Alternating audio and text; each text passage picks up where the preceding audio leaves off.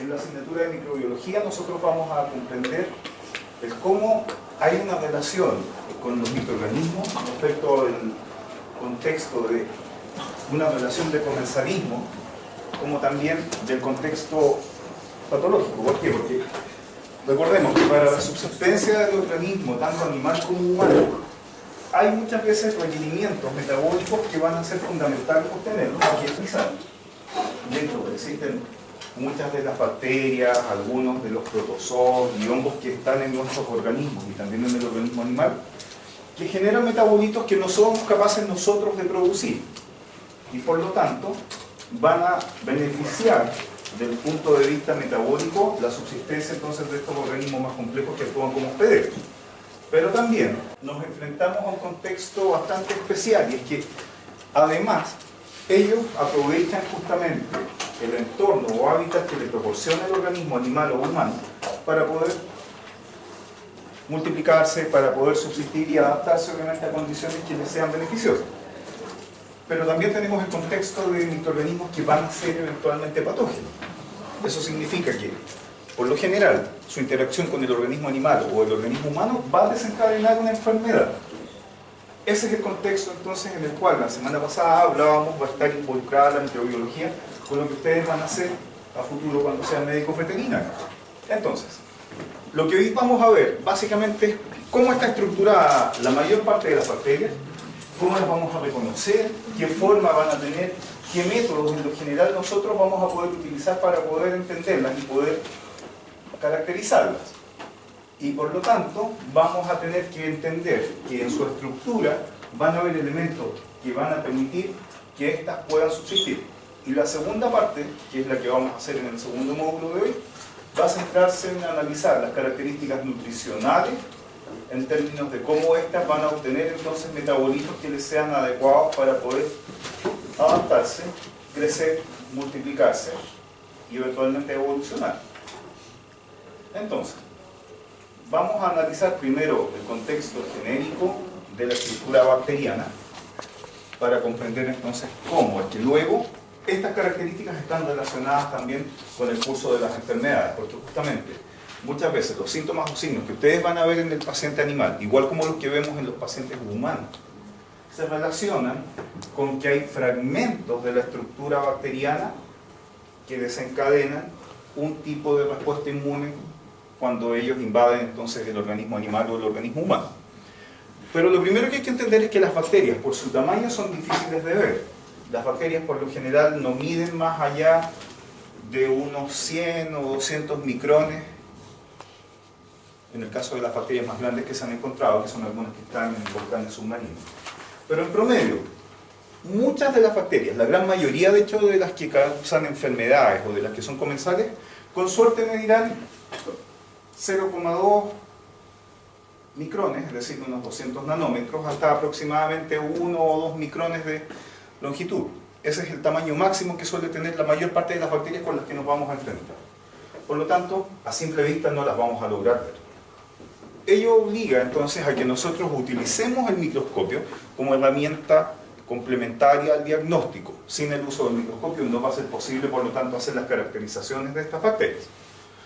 Pero también nos tenemos que centrar en que además de la característica estructural, hay que comprender cómo se comporta desde el punto de vista metabólico. Por lo tanto, muchas veces se va a dar una relación entre la observación al microscopio y lo que son pruebas bioquímicas. Se les dan nutrientes en ciertos tipos de medios selectivos que aseguran, por lo tanto, evaluar si son o no capaces de metabolizarlos y, por lo tanto, de utilizarlos.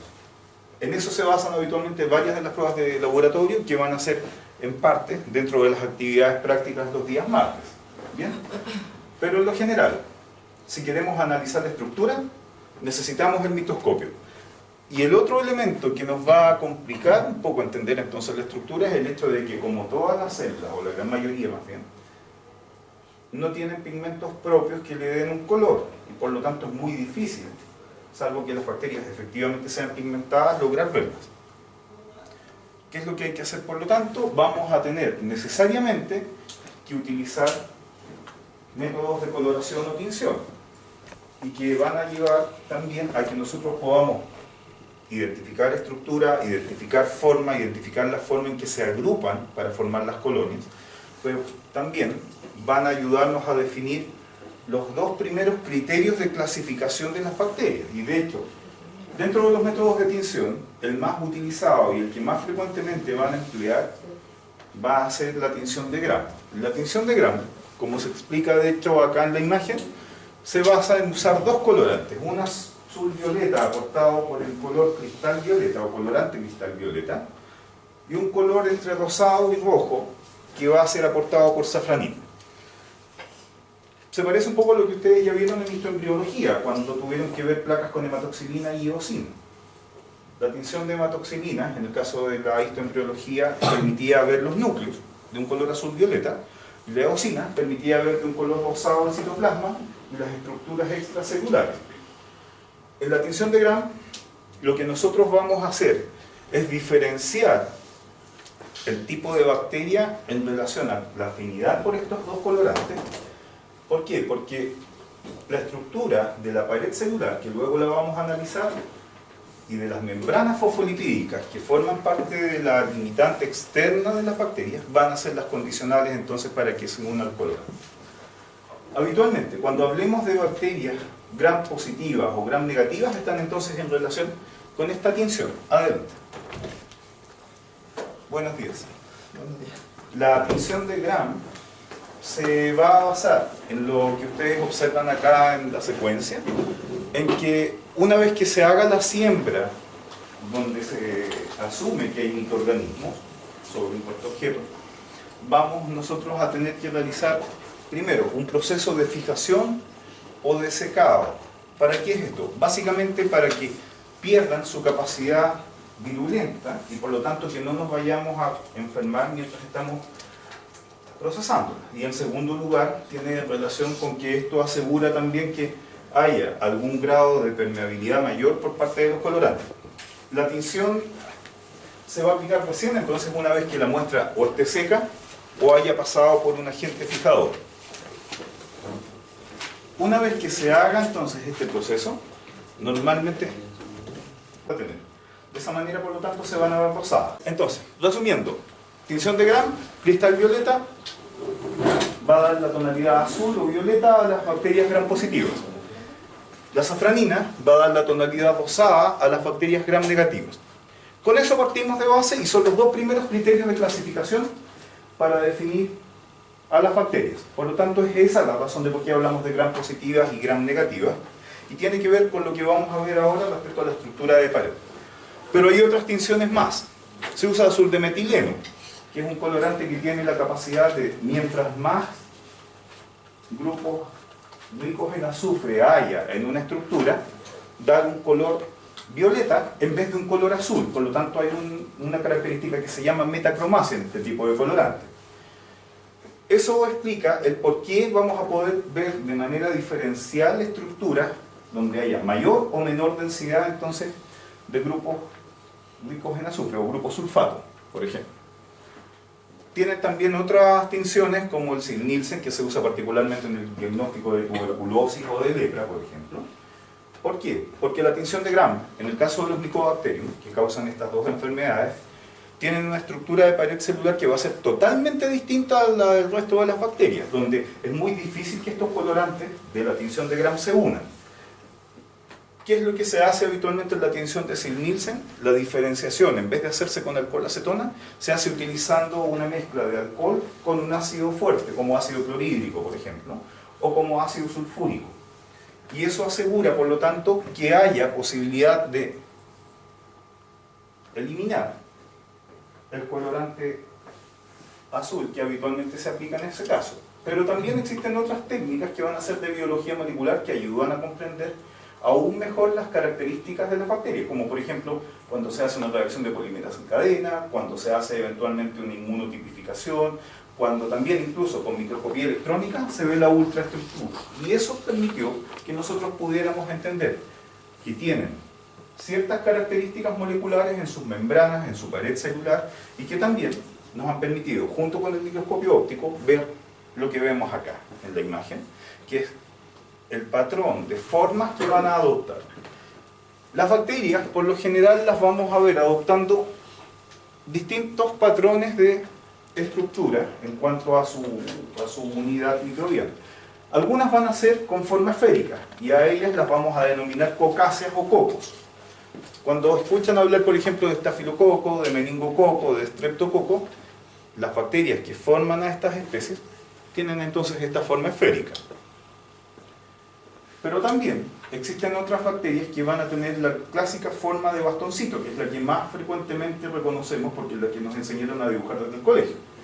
Cuando, por ejemplo, vemos Escherichia coli es una típica bacteria que va a tener forma de bastón o forma alargada, parece como una cápsula, de esas típicas de medicamentos. Entonces, estas son las dos primeras grandes formas que nosotros vamos a reconocer. Adelante. Buenos días. Las cocáceas, que son las esféricas, los bacilos o bastoncitos, que son las alargadas.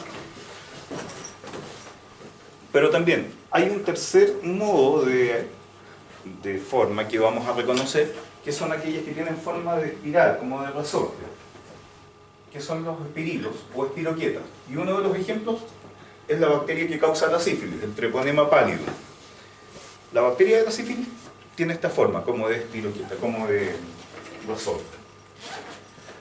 Pero no son las únicas formas que nosotros vamos a reconocer. También eventualmente existen los cocobacilos, en cuyo caso vamos a ver bacterias que van a tener en algunos estadios la forma esférica y en otros una forma un tanto más alargada. Vamos a observar que en algunos casos las bacterias van a tender a formar esporas, como pasa por ejemplo con el bacilo del anthrax, que es una de las enfermedades zoonóticas que nos va a tocar ver a ustedes como veterinarios y a quienes trabajamos en el ámbito humano. En el caso del anthrax se transmite particularmente en el área rural por contacto con ovejas. ¿Por qué? Porque la lana de la oveja se contamina mientras ellas están en los pastizales eventualmente, con la tierra, y eventualmente pueden haber esporas en este caso. La espora del anthrax puede sobrevivir muchas décadas y de hecho hoy día también en el ámbito clínico para el humano se usa como un arma biológica. De hecho, hace varios años atrás hubo varios envíos de sobres con esporas de anthrax a través de correo a algunas embajadas, y también fuera de eso, en los laboratorios de investigación militar donde están guardadas estas esporas como arma biológica, han habido algunas fugas por malos procesos de manejo de la cadena de ventilación dentro de los laboratorios que han hecho que a veces se escapen estas cepas y han causado varias muertes. De hecho, hace menos de 5 años atrás en Estados Unidos pasó que hubo una fuga de esporas de anthrax y 25 funcionarios del Centro de Control de Enfermedades se vieron afectados justamente por la forma pulmonar, que es la más grave. Pero de esos 25 lograron salvar a la mayoría porque empezaron inmediatamente el tratamiento. Pero el peligro radical del anthrax es que, ya sea por contacto directo de la piel de la persona que esté manipulando a la oveja, o bien por inhalación, la espora va a causar un daño necrótico con ulceración y con pérdida de tejido. En el contacto directo de la piel se ven úlceras que conforman la lesión clásica del anthrax cutáneo. Pero si el paciente la inhala, el problema es que causa una bronconeumonía hemorrágica que en menos de 3 días lo va a matar. Esa es la razón de por qué tiene una relevancia fundamental desde el ámbito clínico del anthrax. ¿Bien? ¿Cuál es la característica esencial? Que va a conformar una estructura de resistencia a las condiciones adversas que tiene en el ambiente externo, que es justamente la presencia de esta espora, que le protege entonces frente a cambios de pH, de temperatura y de humedad. Nos vamos a encontrar también con que algunas bacterias, particularmente las del género Clostridium, van a tener a presentar un adelgazamiento hacia parte de uno de sus polos. Es típico que la forma que van a tener los Clostridium va a ser más bien una forma similar a la de una paqueta.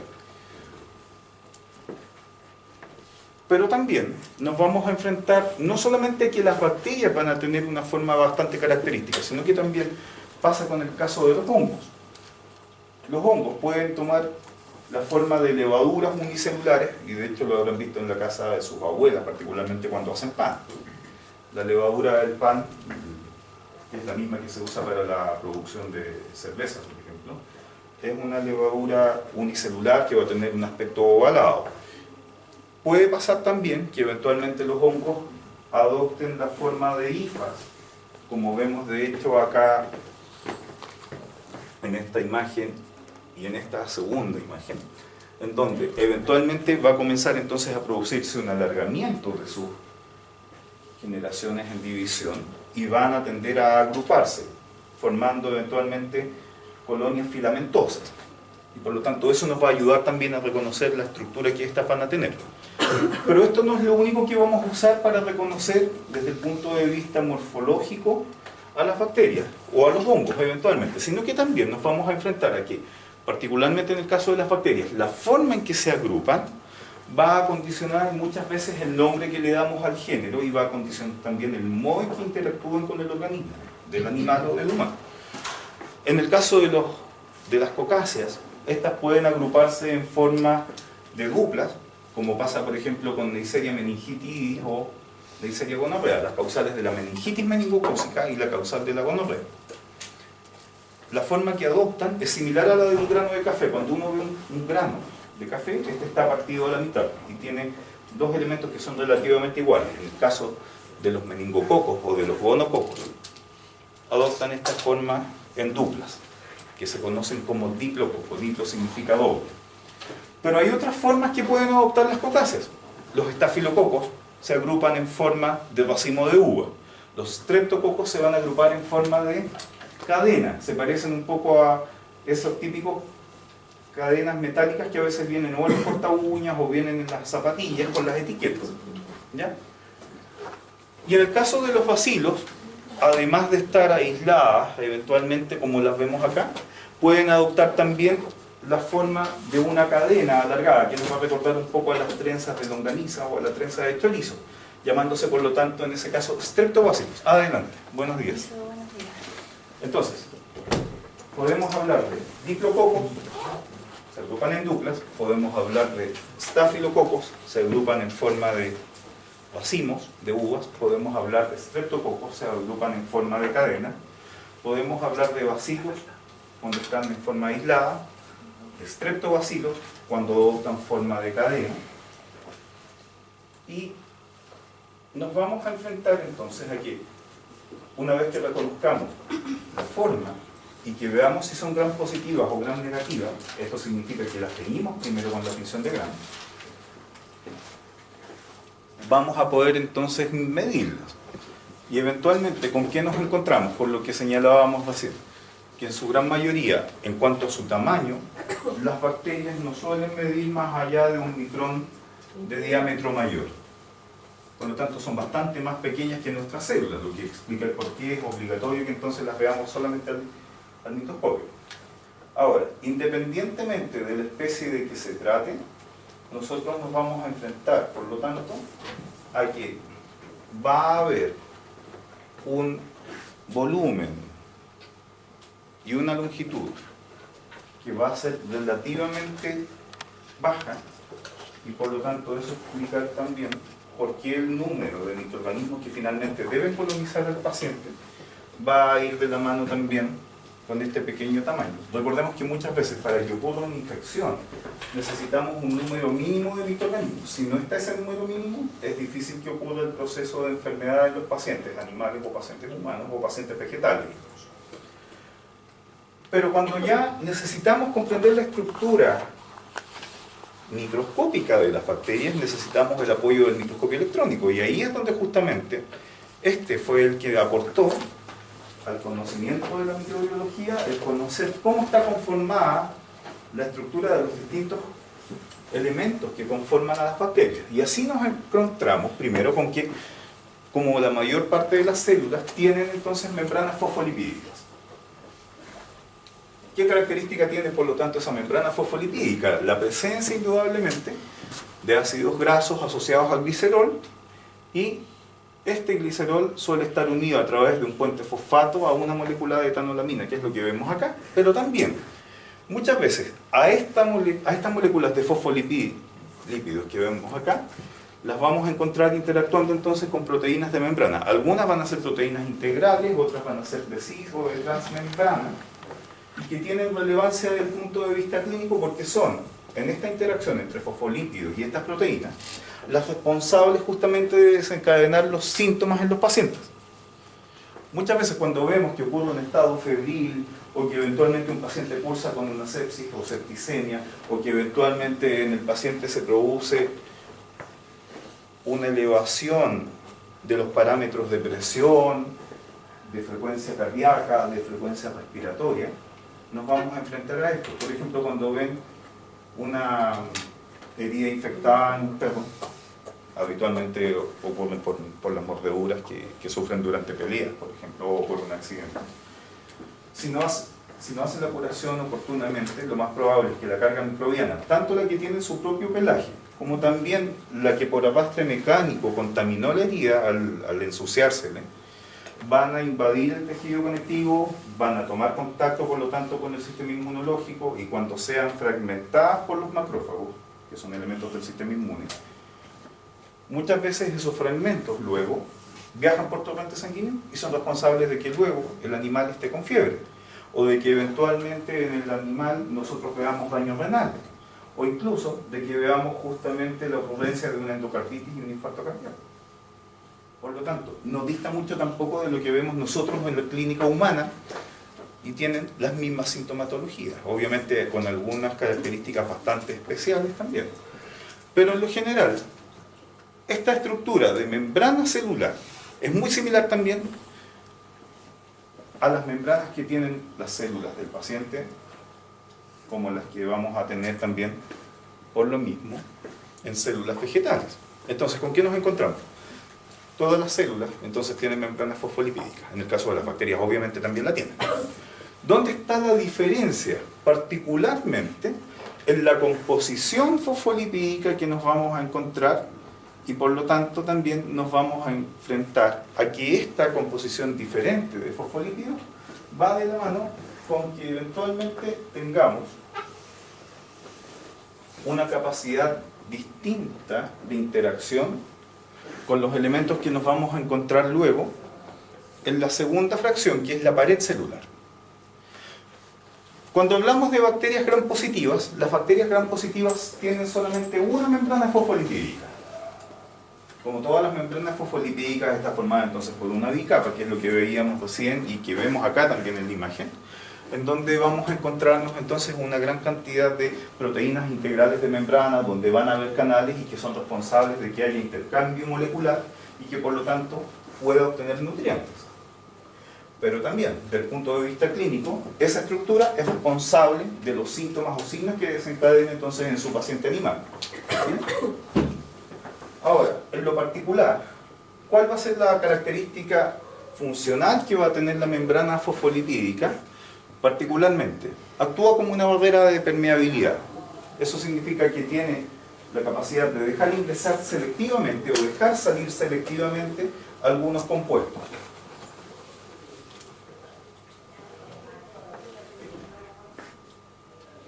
La otra función está relacionada con la interacción con las proteínas integrales o de cis o transmembrana, por lo tanto sirve de puente, de ancla para esas proteínas. Recuerden que muchas de estas proteínas van a actuar como canales iónicos y por lo tanto van a asegurar que pueda haber este intercambio molecular que necesita la bacteria para poder nutrirse. Pero también, al ser el límite de la célula bacteriana, esta membrana asegura que se conserve en cierta medida energía. Por lo tanto, igual como pasa con las barreras que tenemos en nuestro cuerpo, como por ejemplo la piel, también actúa regulando en cierta medida la pérdida o ganancia de calor, por ejemplo.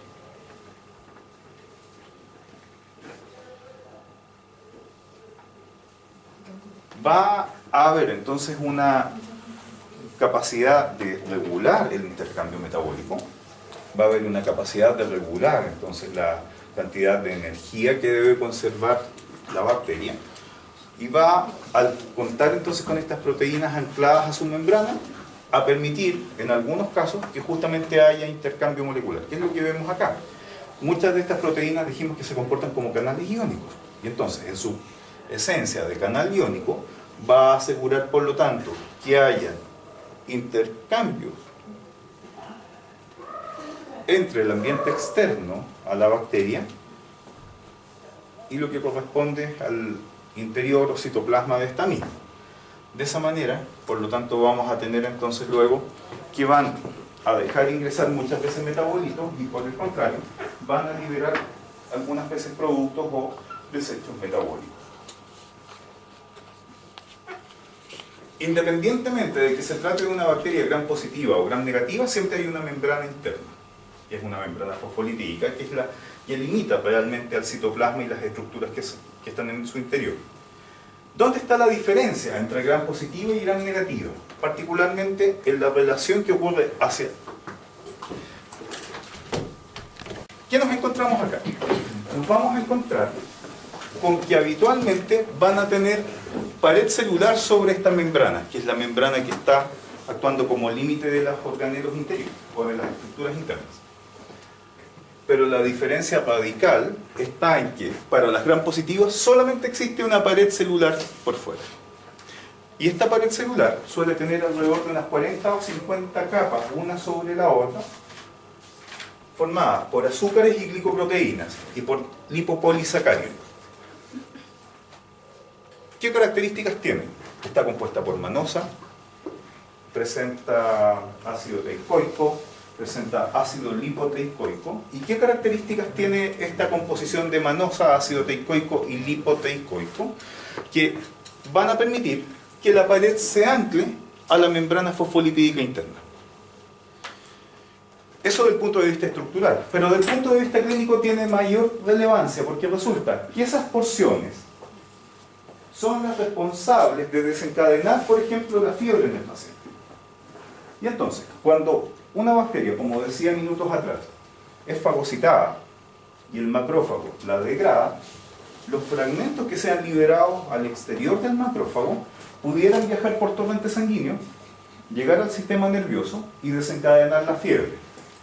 Esta porción, formada por membrana y pared celular, tiene el potencial de desencadenar los estados febriles de los pacientes.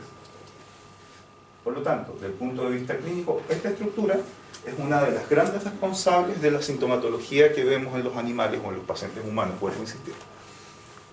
Ahora, en el caso de las bacterias gram positivas, solo van a tener membrana fosfolipídica en su interior, limitando respecto a las estructuras del citoplasma, y por encima vamos a tener hacia la parte externa una gran pared celular. El hecho de que tengan esta conformación hace que cuando se aplica la tinción de Gram, solamente el cristal violeta permanezca unido y por lo tanto tengan el color azul que ustedes van a ver en las bacterias al mirarlas al microscopio. Entonces, cuando hablamos de Gram positiva, que se tiñen de color azul, es porque solo tienen membrana fosfolipídica y pared celular, que es una pared celular bastante abundante, bastante gruesa.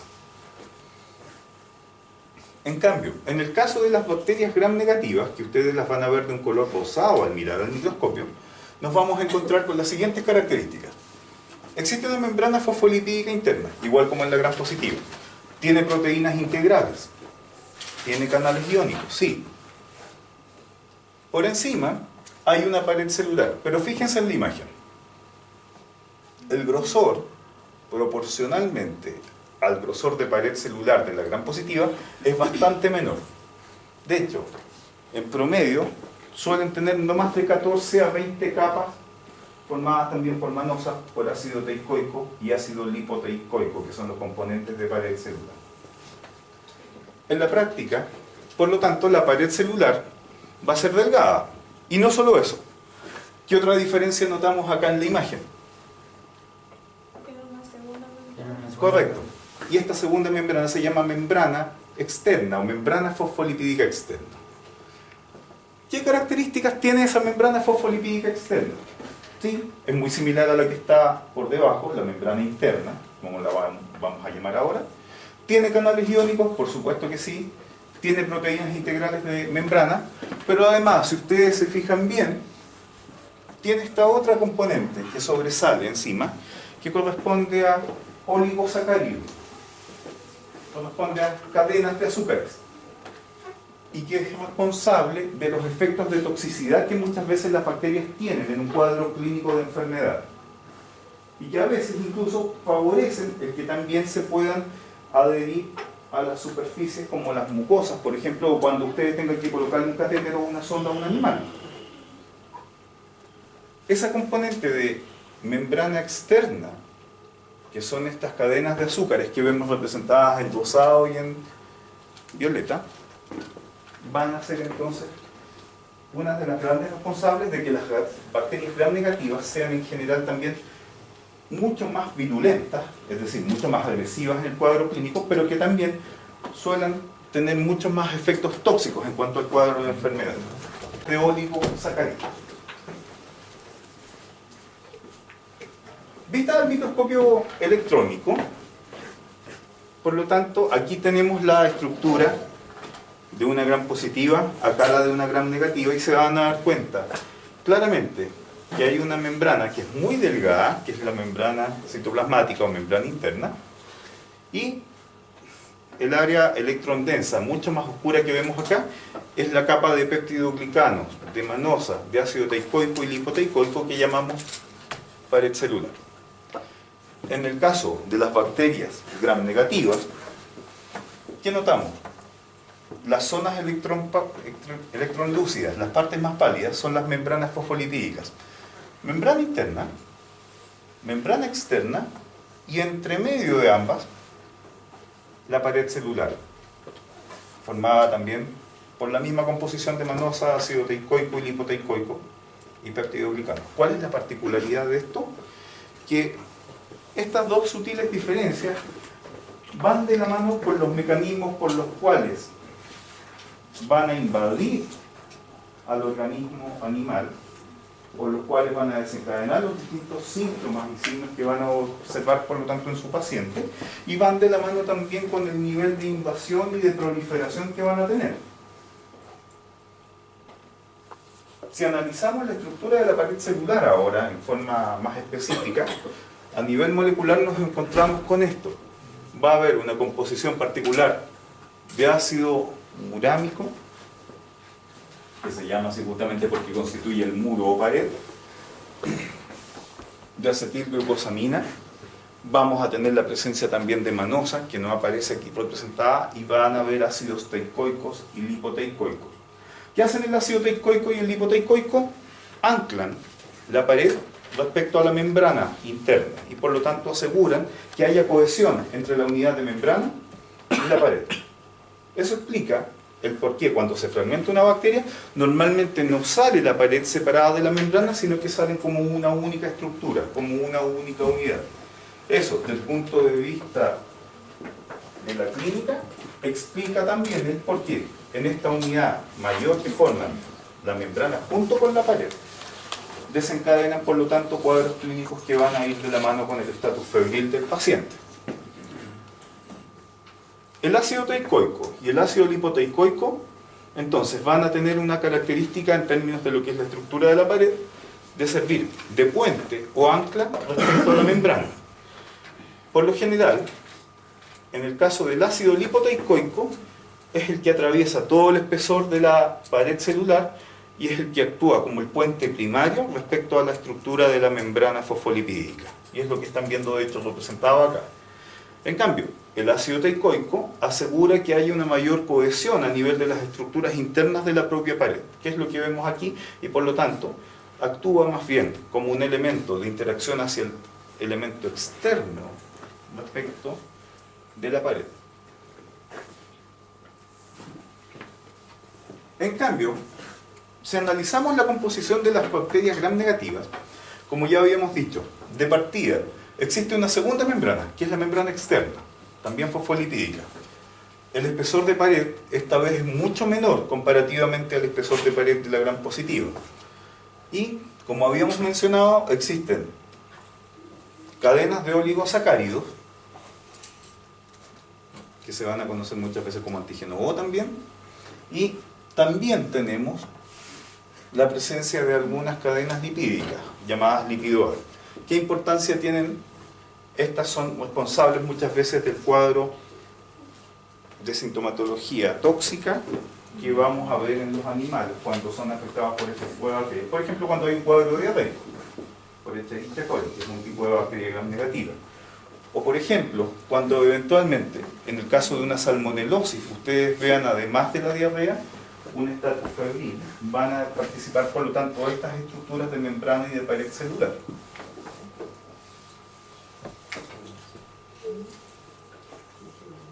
A nivel de la pared celular, habíamos mencionado entonces que vamos a tener presencia de componentes, particularmente de tipo azúcares o glicosaminas, como veíamos recién, asociados también a algunos fosfolípidos, como el caso del ácido teicoico o como el caso del ácido lipoteicoico. ¿Y qué más nos vamos a encontrar? Eventualmente nos vamos a enfrentar a que en la estructura, particularmente de los gram negativos, la estructura externa a la membrana externa o membrana fosfolipídica externa, era rica entonces en estas componentes que estamos viendo acá. La presencia de una cadena de oligosacáridos o polisacáridos, que es la que estamos viendo en principio, que vamos a denominar antígeno, un núcleo central que va a estar conformado particularmente por algunos tipos de GAGs o glicosaminoglicanos, y un sitio que habitualmente le va a servir de punto de anclaje respecto a la membrana fosfolipídica, que está conformado por la estructura del lípido A. Ahora, decíamos recién entonces que tiene una función estructural, por supuesto, tienen que conformar límite para la bacteria, tienen que darle entonces, al poseer canales iónicos, al poseer proteínas de anclaje, la capacidad de obtener nutrientes y de eliminar desechos. Pero también del punto de vista biológico, por lo tanto, del punto de vista clínico, que es lo que a ustedes les va a competir, tiene importancia tóxica. ¿Por qué? Porque en este caso, esta estructura, lo que conocemos habitualmente como lipopolisacárido, o lípido A, perdón, va a desencadenar entonces buena parte de las sintomatologías también en los pacientes animales. ¿Bien? Entonces, esa es la importancia que tienen las membranas y la pared del punto de vista clínico. Por supuesto, para que haya síntesis de esa pared, para que haya síntesis de las proteínas, para que estas cumplan funciones, necesitamos codificar información en la forma de material genético. Y entonces, las bacterias también tienen material genético.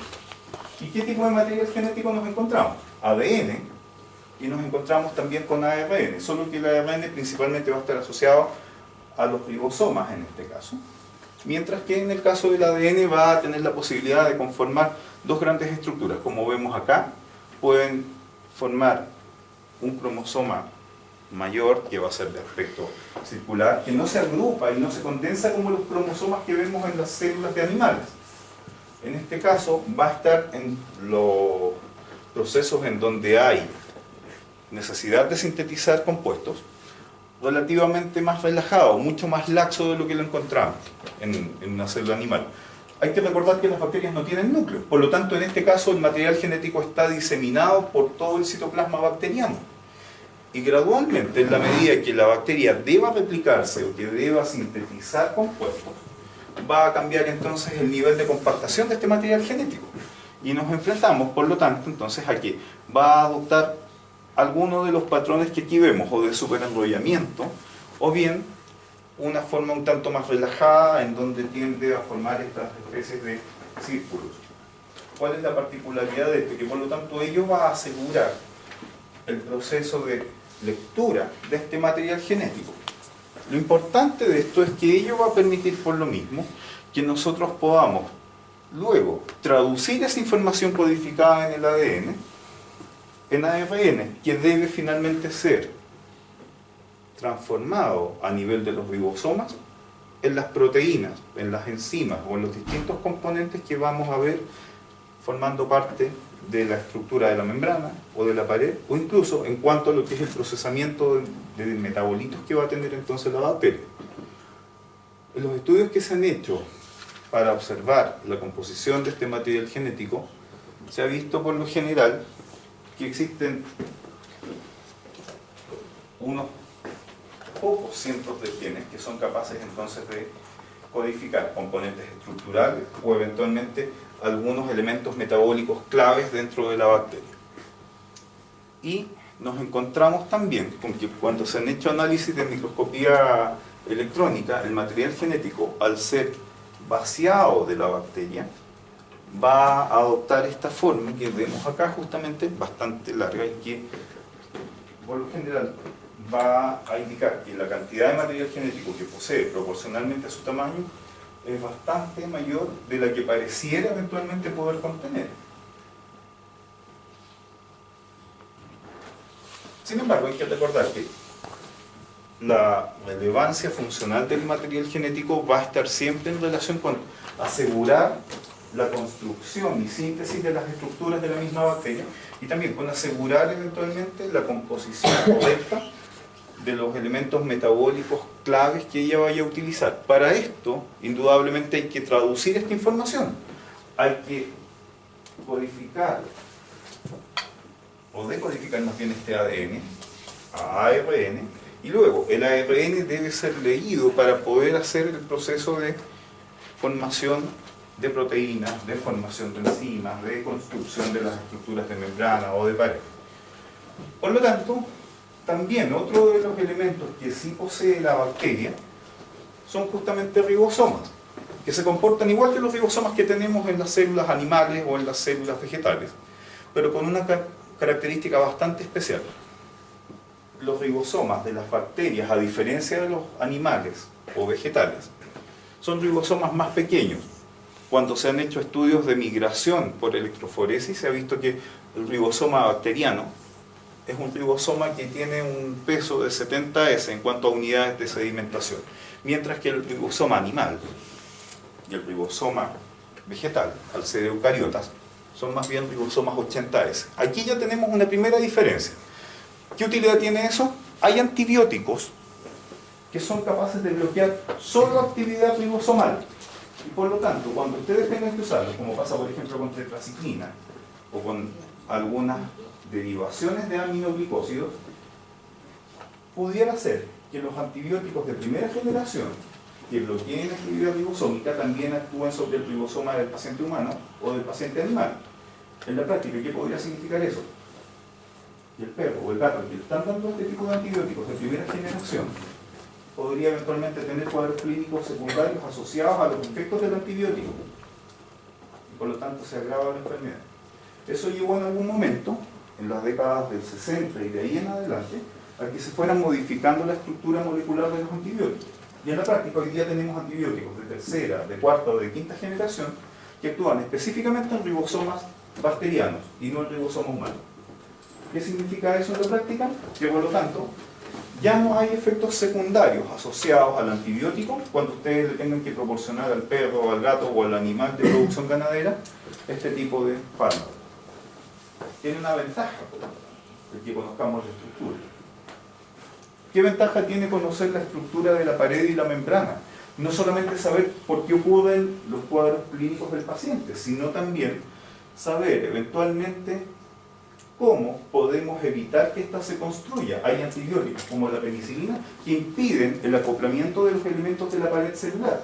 Y por lo tanto, cuando se administra una penicilina a un animal, lo que están haciendo es que las bacterias que están infectándolo no puedan multiplicarse porque no son capaces de reconstruir su pared. Lamentablemente, y esto tiene que ver con el abuso que han hecho más bien los pacientes humanos antes que los animales en el uso de la penicilina, ¿qué sucedió? Hoy día hay muchas cepas bacterianas, incluso las que afectan a los animales que ustedes van a atender, que son resistentes a penicilina. Y por lo tanto hay que utilizar inhibidores de las enzimas bacterianas que destruyen la penicilina para poder usarlas correctamente. Por eso es que se administra la penicilina junto con ácido clavulánico o la penicilina con benzatina, o se usa ureidopenicilina, que es una penicilina modificada, o se usan fármacos que no sean derivados de penicilina. A nivel ribosomal, podemos bloquear entonces nosotros específicamente la función del ribosoma bacteriano. ¿Cómo? Con aminoglicósidos particularmente o con derivados de segunda o tercera generación de las tetraciclinas. Si usamos la primera generación de estos fármacos, el gran problema que podemos tener es que se bloquee el ribosoma de la bacteria, pero también el ribosoma de su paciente. Y por lo tanto que vean algunos cuadros, como por ejemplo una hepatitis fulminante, o como por ejemplo un fallo renal agudo, que va a ser consecuencia de que se bloquearon los ribosomas del paciente animal. En cambio, si usamos un antibiótico que sea de tercera o de cuarta generación, lo más probable es que ese antibiótico solo va a bloquear ribosoma bacteriano y no se va a ver afectado el ribosoma del paciente animal. Ahora, dentro de la estructura ribosomal nosotros tenemos dos subunidades, una mayor y una menor. La subunidad mayor, en el caso del ribosoma bacteriano, es la subunidad 50S y la subunidad menor, la subunidad 30S.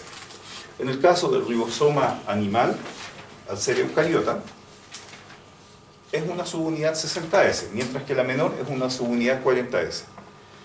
La función del ribosoma, ¿cuál va a ser? Asegurar que el ARN de transferencia pueda acoplarse con un aminoácido, por lo tanto vamos armando, a medida que vamos leyendo material genético que viene ya codificado desde el ADN en ARN de transferencia y mensajero, para ir gradualmente armando la estructura de una proteína. La función, por lo tanto, de los ribosomas asociada a síntesis proteica nos explica el por qué entonces tiene relación también con cómo se construye la membrana fosfolipídica y cómo también va a contribuir a cómo se acople la pared celular con la membrana. Ahora, la particularidad en este caso es que también estas subunidades mayor y menor tienen subfragmentos. Y esos subfragmentos, que habitualmente son de ARN, van a tener entonces relevancia desde el punto de vista terapéutico también. ¿Por qué? Porque el hecho de que hayan antibióticos más específicos para bacterias tiene que ver justamente con que ahora bloqueamos justamente estos elementos, que son mucho más específicos de bloquear. La subunidad mayor va a estar formada por dos fragmentos de ARN. Uno que tiene una velocidad de sedimentación 5S y que apenas tiene 120 nucleótidos, y uno que tiene una velocidad de sedimentación 23S, con 3000 nucleótidos. Por lo tanto es un poco más grande en comparación. Y tenemos, en el caso de la subunidad menor, solamente un fragmento de ARN de velocidad 16S con 1500 nucleótidos. Claro, parece chino en este momento entenderlo, pero resulta que eso tiene importancia porque si yo entiendo cómo están conformadas las dos subunidades, mayor y menor de los ribosomas, puedo saber entonces qué me conviene hacer con el diseño del antibiótico que voy a tener que utilizar en este caso. ¿Qué bloqueo mejor? ¿La subunidad mayor o la subunidad menor? Hay algunos de los antibióticos, la gran mayoría, que van a bloquear la subunidad mayor, pero hay otros que son mucho más selectivos y específicos que van a bloquear la subunidad menor. Y eso dependió justamente de conocer cómo estaban conformadas estas dos subunidades. Ahora, indudablemente, la diferencia que tienen respecto a las subunidades mayor o menor eucariotas también tiene relevancia clínica. Recuerden que los hongos son eucariotas, por lo tanto, tienen este tipo de ribosoma, el ribosoma 80S. ¿Con qué nos encontramos acá? Que la subunidad mayor va a estar formada por 3 fragmentos, no por 2. Los 3 fragmentos son subunidades 5S, 28S y 5,8S, que tienen 120, 5000 y 160 nucleótidos respectivamente. Mientras que la subunidad menor o 40S del ribosoma eucariota, que es el que vamos a ver en los hongos, tiene 2 fragmentos, eventualmente una subunidad 18S, pero además va acoplada con 33 proteínas aproximadamente, a diferencia de las 21 proteínas que tiene también acoplada la subunidad menor del ribosoma. ¿Qué más nos encontramos? Que la subunidad mayor en ambos tipos de ribosomas también tiene acopladas algunas proteínas. La subunidad mayor del ribosoma del eucarionte son 45 las proteínas acopladas, mientras que son 34 en la subunidad mayor del ribosoma de las bacterias. Esas diferencias justamente en la cantidad de proteínas, en la cantidad de material genético de tipo ARN que van a tener los ribosomas, es relevante para poder mejorar el diseño de los antibióticos que se utilizan y para entender, por lo tanto, la razón de los efectos adversos que pueden tener si solamente se dedica el antibiótico a bloquear la acción genérica de los ribosomas sin discriminar si es bacteriano o es de una célula eucariota. En la práctica, esto va a implicar, por lo tanto, que si usáramos antibióticos que bloqueen actividad ribosomal, en el caso, por ejemplo, de una candidiasis, que es una de las infecciones por hongos que podemos tener, o en el caso, por ejemplo, de una tiña, que es una de las más frecuentes que ustedes van a ver en perros y en gatos, como los hongos son eucariotas, lo más probable es que si le dan este tipo de antibióticos y le dan uno de primera generación, también van a haber efectos adversos en el paciente animal. Por lo tanto, ¿qué puede pasar? Que el perro y el gato terminen vomitando, que tengan una hepatitis, que tengan un fallo renal, producto del tipo de antibiótico que se hubiera administrado. Entonces, en términos generales, la acción del ribosoma, independientemente de cuál sea el tipo de ribosoma que nosotros encontremos, va a ser traducir la información genética que estaba codificada en ADN y transformarla finalmente en una secuencia aminoácida, por lo tanto construir proteínas. ¿Cómo lo hace? A partir de la codificación que se hizo de ADN en ARN, primero mensajero y luego de transferencia, el que se acopla con el ribosoma. ¿Qué va a ocurrir entonces ahora? Que este ARN va a tener acoplado un aminoácido y en la medida que vayan leyendo a este ARN van a ir acoplando también los aminoácidos, de manera que se van ensamblando y por lo tanto vamos a ir viendo cómo se va construyendo gradualmente entonces la proteína.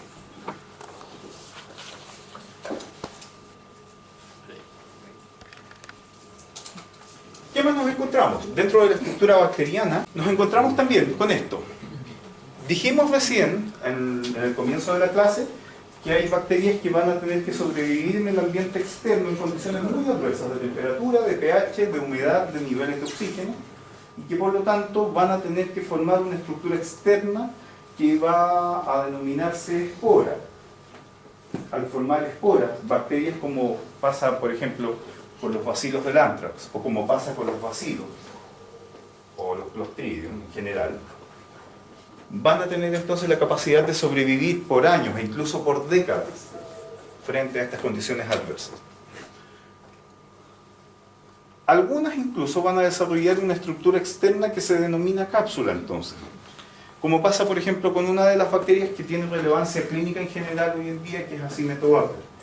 Los Acinetobacter son una de las bacterias que para el ámbito humano son las grandes causales de infección intrahospitalaria en pacientes quemados. Este tipo de bacterias habitualmente coloniza muy rápidamente la superficie de la piel de un paciente quemado. El problema es que es muy difícil erradicarla. Incluso hay una cepa de Acinetobacter que es pan-resistente. Ningún antibiótico ha logrado hasta ahora contener estos focos de infección. De ahí el peligro que representa desde el punto de vista clínico. El gran problema es que Acinetobacter puede colonizar a cualquier vertebrado en general de ámbito terrestre y por lo tanto podría llegar a transmitirse eventualmente a los animales con que ustedes van a trabajar.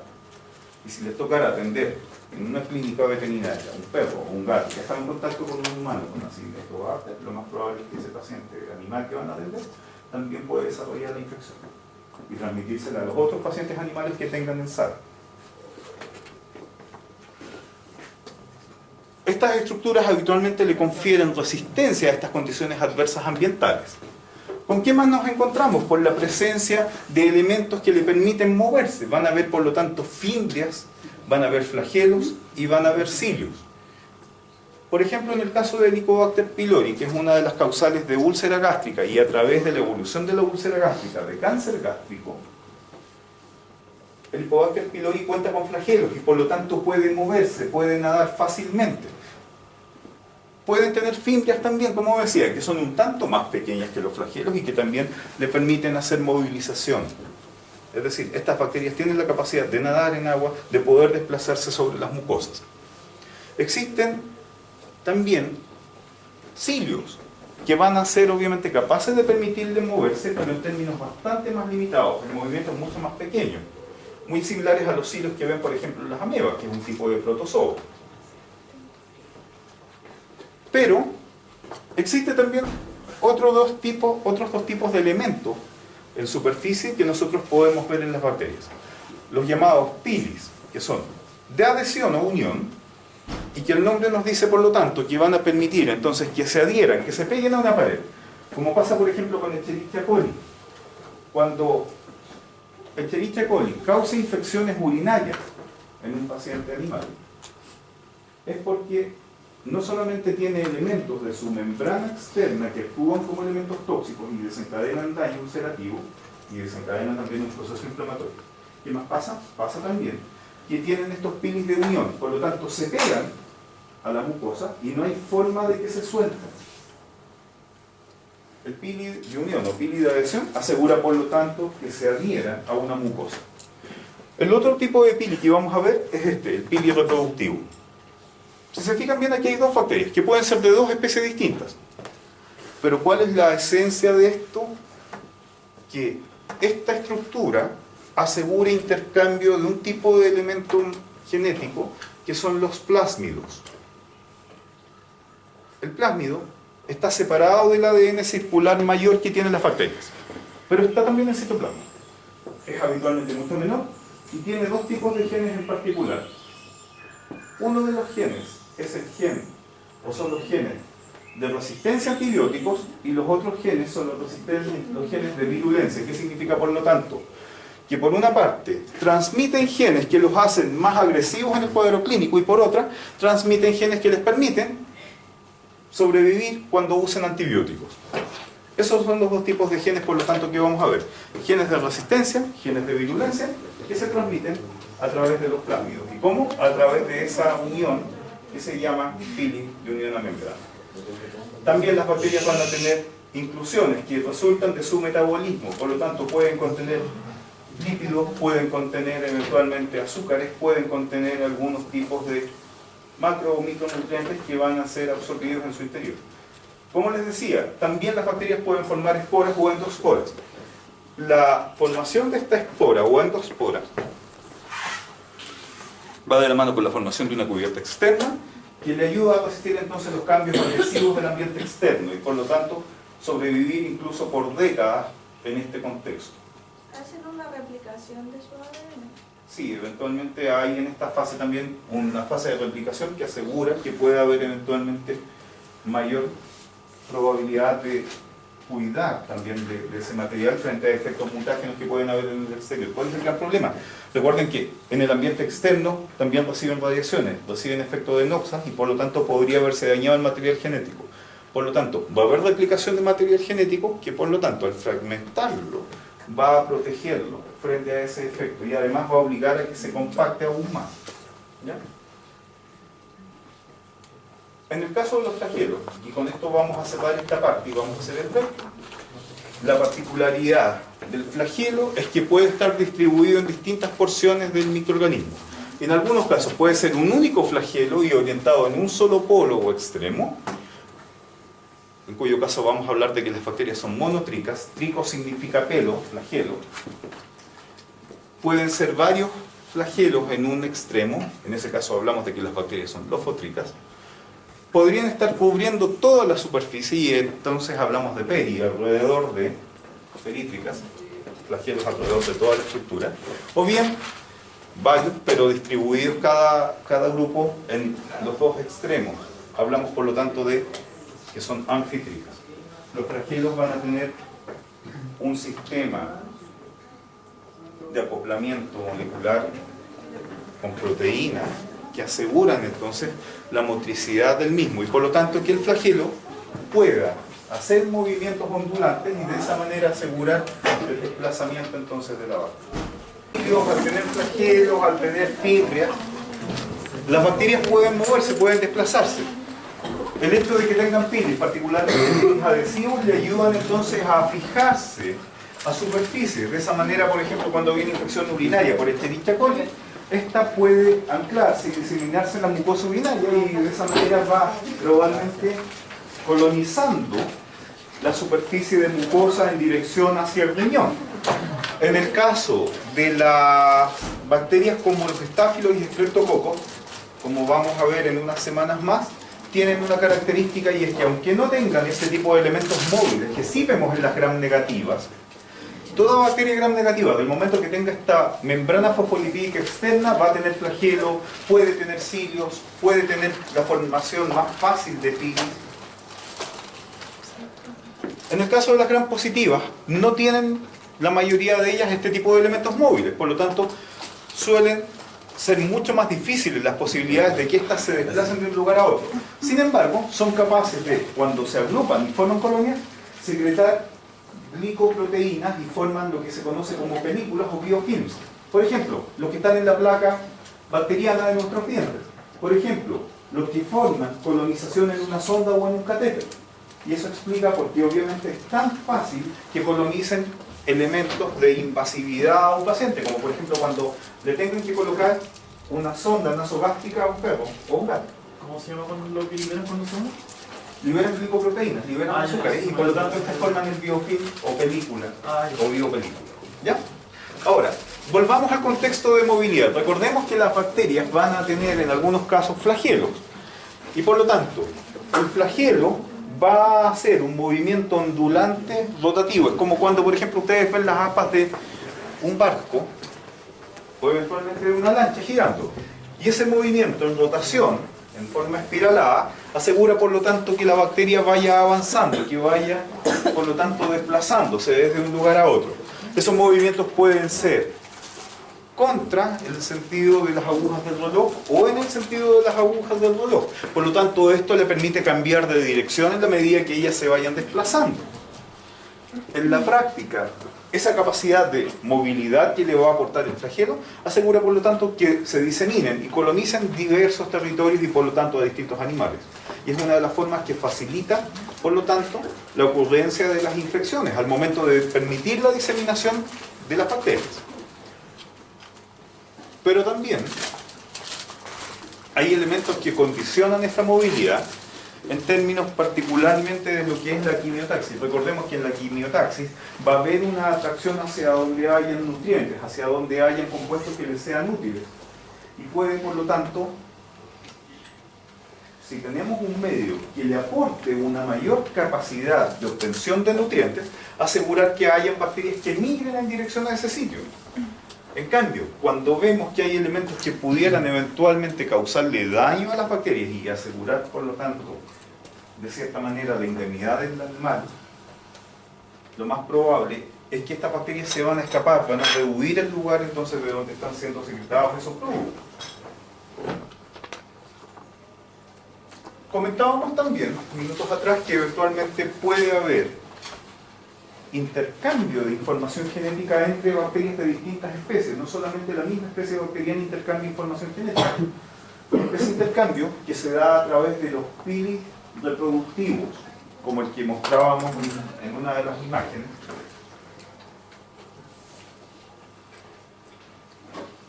que es ese que estamos viendo en la imagen inferior, es fundamentalmente a través del intercambio de los genes que están codificados en plásmidos. Los plásmidos pueden contener tanto genes propios de la bacteria como genes que les hayan sido transfectados, por ejemplo, por virus. ¿Cuál es la característica de estos genes? Muchos de los genes que están insertos dentro del plásmido son más bien genes asociados a la virulencia, es decir, a cuán agresiva va a ser la bacteria en su colonización al hospedero. Por lo tanto, son responsables de que el cuadro clínico sea mucho más grave. Eso explica, por ejemplo, que a veces tengamos para una misma especie bacteriana una cepa que va a ser poco virulenta, cuyos síntomas por lo tanto tienden a ser mucho menores, que va a ser mucho más leve la sintomatología en el paciente, mientras que otros de los genes condicionan que la evolución del cuadro de enfermedad sea bastante más grave. Si se encuentran bacterias de la misma o de distintas especies que tengan entonces distinto nivel de virulencia, y hay acoplamiento mediante el pili reproductivo, va a haber traspaso entonces de plásmidos. Y por lo tanto, la bacteria que posea las características propias de este nivel de mayor agresividad, en este ejemplo de estas bacterias más o menos virulentas, se los va a transferir a aquella que no tenga esos genes. Y por lo tanto, le da capacidad de volverse más agresiva a la cepa que no resultaba mayormente grave desde el punto de vista de la clínica. Pero también existen algunos genes acá que están relacionados con mecanismos de resistencia a antibióticos. Comentaba minutos atrás que uno de los grandes problemas que hoy día tenemos a nivel mundial es que existen al menos 12 especies bacterianas que son capaces de resistir a varios, o incluso de esas 12 y 5 que resisten todos los antibióticos. Por lo tanto, tenemos el problema mayor hoy día de que, al menos en el ámbito humano, algunas de estas especies bacterianas van a desencadenar enfermedades que no son tratables con antibioterapia. El gran problema es que algunas de esas especies también se transfieren a especies animales. Por ejemplo, Escherichia coli, que coloniza el intestino de todos los mamíferos. Y de hecho, hay una de las cepas de Escherichia coli que es resistente a todos los antibióticos. Y lamentablemente aún, esa cepa también está ya en Occidente. Antiguamente solamente estaban en algunos laboratorios de investigación clínica y de hecho solamente habían reportes de que habían algunas cepas pan-resistentes, o sea, ningún antibiótico las ataca, en la India. Pero actualmente sabemos que hay una cepa de Escherichia coli que se está diseminando desde Canadá al resto del mundo desde por lo menos finales del año pasado. Y el gran problema que hay es que esa es una de las principales bacterias causantes de infección intrahospitalaria. No solamente en el ámbito humano, sino que también lo van a ver en el ámbito veterinario. Por ejemplo, cuando en una clínica llega un gato con una intoxicación alimentaria, lo más probable es que sea una intoxicación por alguna cepa de Escherichia coli. ¿Cuál podría ser el problema? Si ese gato está en contacto con un paciente que tenga la cepa resistente a antibióticos, no va a servir cualquier antibiótico que ustedes les proporcionan. Y peor aún, si ha estado en contacto con uno de los pacientes que tiene la cepa pan resistente, lo más probable es que no van a poder utilizar antibióticos de ningún tipo. En la práctica, eso se va a traducir en que después contamine potencialmente a todos los otros animales que estén en sala con ese mismo animal. Y por lo tanto, que se disemine aún más la cepa pan resistente. El mismo mecanismo que en el fondo ha ocurrido con respecto a los pacientes humanos. Bastó que un paciente humano tuviera la cepa pan resistente y comenzó gradualmente a diseminarse entre los demás pacientes de la misma sala. Ahora, la importancia de los plásmidos entonces en ese sentido es que tienen genes que le van a conferir mayor resistencia a antibióticos y mayor capacidad de adaptabilidad frente a los mecanismos de respuesta del sistema inmune del hospedero, y también poseen algunos tipos de genes que le dan características de mayor o menor capacidad de virulencia. Pero también existen otros genes relacionados con procesos metabólicos que pueden transferirse de una especie a otra o de una cepa a otra en la misma especie. Y ahí, por ejemplo, entran en juego, por ejemplo, la transmisión de algunos genes de resistencia a la degradación por herbicidas, o por ejemplo, algunos genes que son capaces de hacer transformación de acetona en butanol, o algunos que les permiten, por ejemplo, utilizar la lactosa, o utilizar eventualmente urea, o cualquier tipo de sustrato metabólico. Otros que están relacionados eventualmente con la ocurrencia de tumores. De hecho, las plantas también se ven afectadas a veces por bacterias y desarrollan tumores. Cuando ustedes ven esas protuberancias o excrescencias medias amorfas que tienen a veces en su tronco, es porque tienen un tumor. Las plantas también desarrollan cánceres igual que nosotros. O por ejemplo, cuando eventualmente se transmiten genes que facilitan la invasión en las células animales. Por lo tanto, hay ocasiones en que hay una especie bacteriana que no era capaz de invadir, por ejemplo, a un perro, que era solamente propia de la especie humana. Pero si eventualmente hubo contacto con bacterias que tenían este gen de capacidad de invasividad, lo más probable es que ahora la cepa sí se vuelva capaz de colonizar a los animales que ustedes van a atender, y por lo tanto, no solamente va a afectar al humano, también va a ocurrir una zoonosis en donde se vea afectado el paciente animal que van a tener. Nos encontramos también con genes que son capaces de aportarle mayor toxicidad o de darle la capacidad de contar con cápsulas. Las cápsulas habitualmente no solamente le protegen de ambiente adverso, sino que también son responsables de que el nivel de daño tóxico que cause una bacteria a un paciente sea mucho más elevado. Y nos enfrentamos por lo mismo entonces, con que este elemento en particular, que tiene menor cantidad de genes, sin embargo, tiene genes relevantes desde el punto de vista clínico. Aquí es donde se transmite la información que hace que una cepa microbiana se vuelva más agresiva, que sea más resistente a antibióticos, como decía, o que eventualmente tenga la capacidad de adaptarse mucho mejor a condiciones adversas ambientales. ¿Bien? Pero todo ese contexto tanto de las características estructurales y moleculares que hablábamos recién, va también en íntima relación con los procesos metabólicos que tienen que hacer. No basta con que una bacteria tenga una estructura. Para que tenga estructura, debemos asegurar que ésta se nutra adecuadamente y por lo tanto que obtenga los elementos que le ayudan a construir pared, que le ayudan a construir membrana, que le permiten replicar su material genético. Y por lo tanto, los procesos de interacción entre individuos de una misma colonia o con individuos de otras especies, los procesos de reproducción y replicación entonces de las bacterias, y por lo tanto también los procesos metabólicos van a estar íntimamente encadenados entre sí, tienen una íntima relación.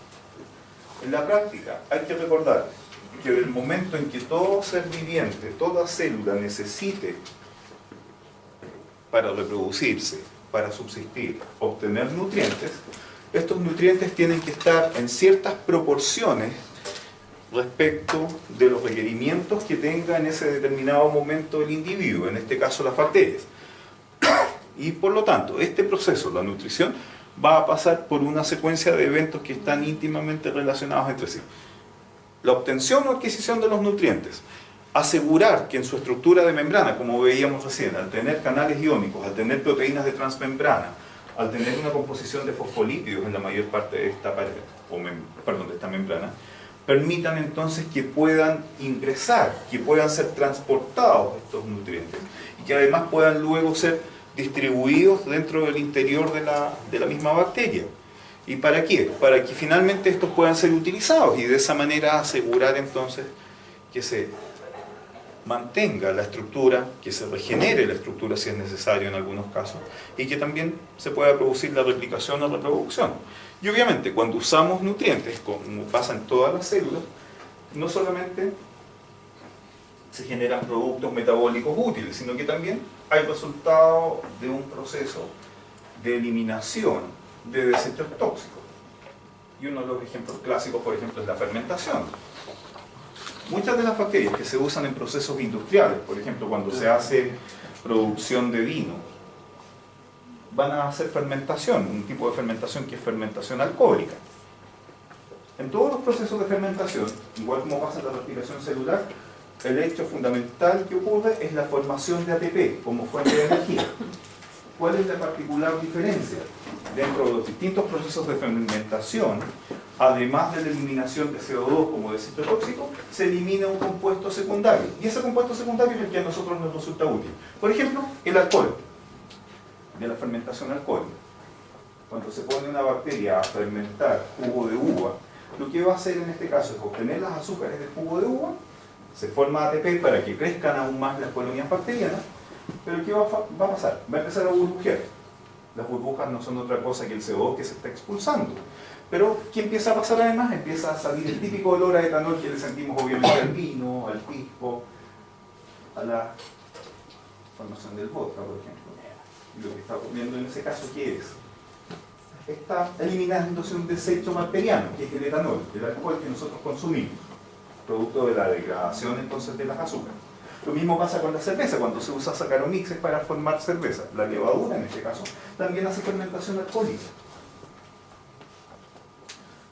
Construye ATP a partir de las azúcares que absorbe de la cebada que se molió, pero elimina CO2 y elimina etanol. Y nosotros nos tomamos el etanol. O cuando eventualmente se usa también levadura para hacer pan. El pan se vuelve más esponjoso y aumenta su volumen por el CO2 que está liberando en este caso la levadura. Pero ¿qué está haciendo con la masa? Lo que está haciendo es obtener las azúcares de esa masa y está eventualmente también transformándola en algunos compuestos que finalmente nos van a resultar útiles a nosotros. ¿Qué pasa, por ejemplo, cuando tomamos un yogur, cuando tomamos una taza de leche agria en algunos postres, por ejemplo, o cuando comemos queso? Las bacterias van a hacer una fermentación láctica o una fermentación butírica.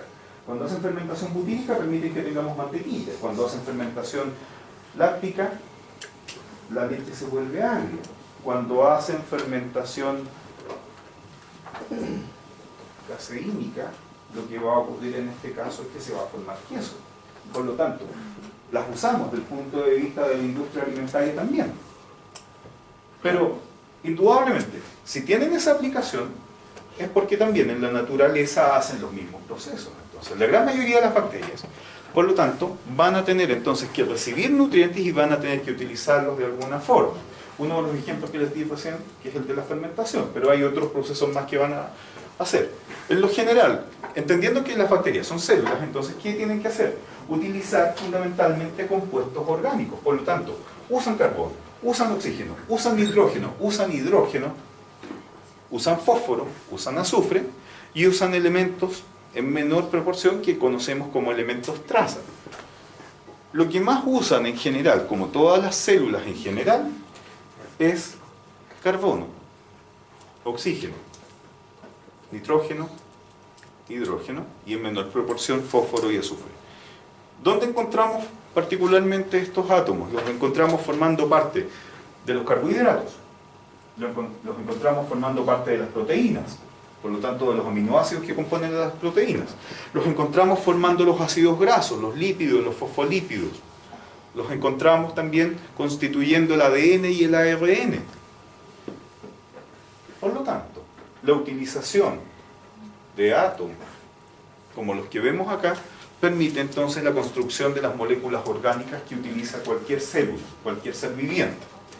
Y en la práctica se traducen, como decimos justamente, en que esto permite la construcción de sus proteínas, de sus lípidos, de sus polisacáridos, de su material genético. Y por lo mismo, vamos a ver que hay una relevancia funcional fundamental en la obtención de esos nutrientes. Entendiendo por nutriente a todo compuesto externo a la célula que sea capaz entonces de permitirle construir sus componentes y permitirle también realizar sus procesos metabólicos. Van a haber dos grandes clasificaciones en lo general respecto a los nutrientes, cuando hablamos de micronutrientes y de macronutrientes. En el caso del micronutriente se utiliza en muy baja cantidad por lo general, pero además de esto tienen más bien funciones como coenzimos, por ejemplo, o eventualmente como elementos catalizadores en reacciones enzimáticas. Sin embargo, en el caso de los macronutrientes nos enfrentamos a que indudablemente van a ser los que se necesitan en mayor proporción, puesto que estos son los que en parte constituyen la principal fuente de aporte energético, pero también son fundamentales para que se pueda armar toda la estructura microbiana o estructura celular en lo general. Por ejemplo, el aporte de carbono, el aporte de hidrógeno, el aporte de fósforo, el aporte de oxígeno aseguran que podamos construir nuestro ADN. El carbono, el hidrógeno, el oxígeno permiten que contemos con azúcares, con carbohidratos, permiten la construcción de lípidos, permiten que hagamos nuestra membrana celular. Si a este carbono, a este hidrógeno y a este oxígeno además le sumamos nitrógeno, podemos formar proteínas. Vamos a tener aminoácidos y por lo tanto los podemos ensamblar para construir proteínas. Y entonces, en la práctica, podemos decir que es más importante del punto de vista de cantidad y de las funciones que cumplen el aporte de los macronutrientes por sobre el de los micronutrientes. Sin embargo, los micronutrientes igual tienen funciones desde el punto de vista de que permiten la actividad metabólica. Ahora, existe la posibilidad de que existan microorganismos capaces de autoabastecerse, porque son capaces de tomar energía disponible, tomar compuestos orgánicos y eventualmente sintetizar sus propios compuestos. De hecho, ocurre con algunas microalgas, ocurre con las plantas, con las células vegetales, que ustedes saben tienen cloroplastos, con los cuales pueden, a partir de la energía solar, a partir de agua y a partir de dióxido de carbono, formar carbohidratos. Pueden sintetizar oxígeno, pueden eventualmente construir sus propias macromoléculas. Y en esos casos, hablamos particularmente de que se trata de organismos autótrofos, que son capaces de alimentarse, de nutrirse, sin depender de un ambiente externo, en mayores cantidades. Ahora, Existen bacterias que tienen esta misma capacidad, que son las llamadas cianobacterias. Ellas habitualmente también van a tener un comportamiento bastante especial, porque son, según lo que se plantea actualmente, los ancestros evolutivos de los cloroplastos. Si recordamos lo que deben haber visto en biología celular, es la teoría endosimbiótica, se planteó hace algunas décadas atrás que en algún momento de la evolución, las primeras formas de bacterias tendieron a agruparse para hacer más óptima la obtención de nutrientes y la obtención de fuentes de energía.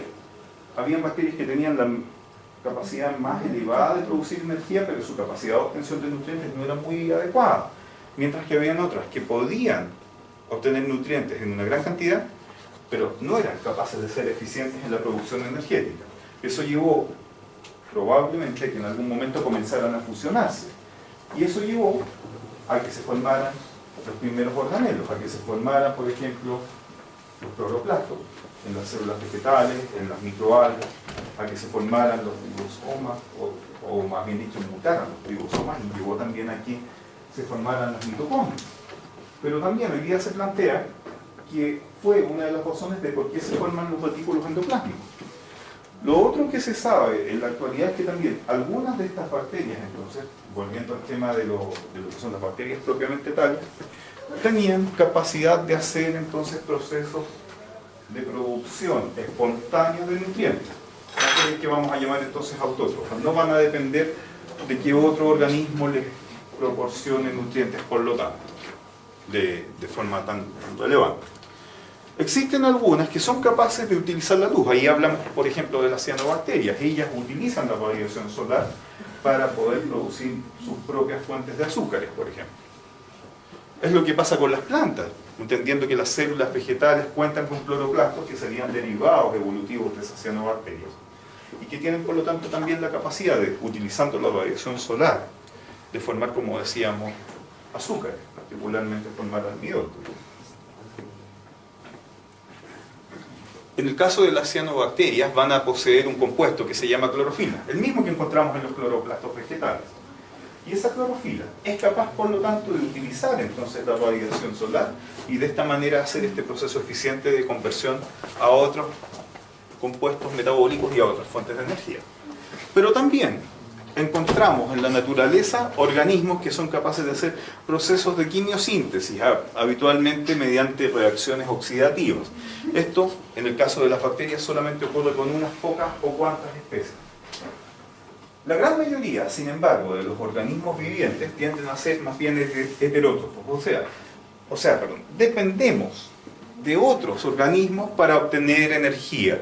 ¿Nosotros de qué nos alimentamos? Nos alimentamos de vegetales, nos alimentamos de carne, nos alimentamos también obteniendo agua, al tomar obviamente agua potable, y por lo tanto los nutrientes los obtenemos de distintas fuentes. No es como el caso de las cianobacterias, no es como el caso de las microalgas, no es como el caso de las plantas, que pueden generar sus propios procesos para formación de sus propios nutrientes. Una buena parte de las bacterias que van a afectar al paciente animal, que ustedes van a ver, también van a ser heterótrofos. Necesitan, por lo tanto, colonizar el organismo animal. ¿Para qué? Para poder obtener adecuadas cantidades de nutrientes y de esa manera, por lo tanto, se reproducen. Van a colonizar, van a progresar en la colonización. Ahora, en la práctica, el que sean heterótrofas, entonces va a ir de la mano con que va a haber una dependencia respecto de otras entidades, de otros organismos. Entonces, necesitan materia orgánica para obtener energía y necesitan también obtener otros elementos a partir de esta misma materia orgánica. ¿Bien? Entonces, si nosotros pudiéramos clasificar, y eso es lo que nos muestra este esquema, nos encontraríamos con que, dependiendo de la fuente de energía, dependiendo de si necesitan o no un sustrato como dador de electrones, y dependiendo de la fuente de carbono que utilicen, va a ser el nombre entonces que nosotros le vamos a dar. Cuando la fuente de carbono es CO2 y por lo tanto puede generar sus propios compuestos sin otra dependencia que no sea el CO2, hablamos de organismos autótrofos. ¿Bien? En cambio, cuando necesitan compuestos orgánicos, por ejemplo, cuando comemos un trozo de carne, o cuando se alimenta un gato de un ave o de un ratón, o cuando le dan pellets de carne, ¿qué está obteniendo? Está obteniendo materia orgánica como fuente de energía. O cuando eventualmente una vaca o una oveja consumen forraje, consumen eventualmente pasto, está obteniéndola de plantas, que también son un elemento orgánico. O cuando nosotros comemos una ensalada, también estamos en este caso obteniendo de materia orgánica, en este caso la energía. Recuerden que las plantas, los vegetales también son seres vivientes, también tienen células y por lo tanto también son elementos compuestos de sustancias orgánicas. ¿Ya? Y por lo tanto, en este caso, todos quienes dependemos, y nos incluimos obviamente, de obtener de animales, de vegetales o de cualquier elemento orgánico sustancias para formar nuestra energía, vamos a ser heterótrofos. Nosotros dependemos de las plantas, dependemos de los animales. Los carnívoros, los animales carnívoros dependen de otros animales. Muchas veces esos animales carnívoros se alimentan de herbívoros, que a su vez dependen de plantas. Y las bacterias, indudablemente, las que causan la enfermedad en los pacientes que ustedes van a ver, en su gran mayoría van a ser también heterótrofas. Colonizan al organismo animal con el fin también de multiplicarse y de sobrevivir. Como consecuencia de esta colonización, indudablemente, desencadenan los síntomas y signos que ven como parte de la enfermedad. Pero ¿qué es lo que va a suceder? Que están buscando, obviamente, de qué alimentarse. Por lo tanto, son heterótrofas. Distinto a lo que pasa con las cianobacterias, que necesitan solamente de la luz solar y de CO2 para formar su energía. Distinto a lo que pasa con las plantas, que tengan clorofila en sus células, que van a ser capaces de usar la luz solar y el CO2 y el agua para formar sus fuentes propias de energía y sus propias sustancias orgánicas. Dentro de estas clasificaciones como autótrofos o heterótrofos, tenemos también que considerar si utilizan la luz o utilizan procesos oxidativos como fuente de energía. Indudablemente, cuando utilicen la luz, entonces vamos a hablar de fotoautótrofo o fotoheterótrofo, por ejemplo.